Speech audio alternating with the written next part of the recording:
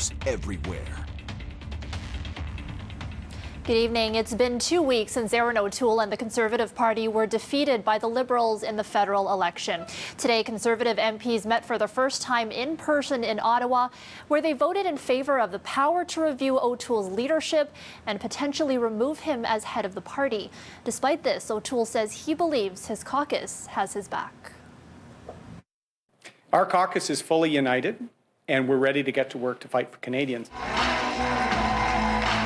This past election saw the Conservative Party come away with 2 fewer seats than in 2019.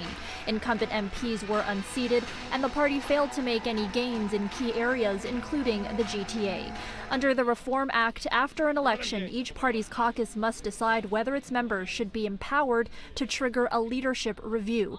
O'Toole insists he supports these measures. This is not about a sword of Damocles hanging over my head. We're united as a team.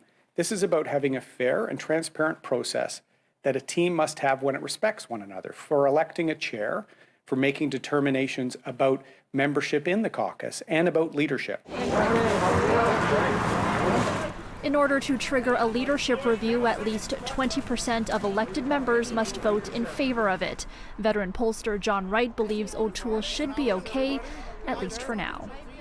We're a long way from that. What's going to happen right now is a review of how they did in the election campaign. Outgoing Edmonton Centre MP James Cumming will chair the review of the Conservative campaign.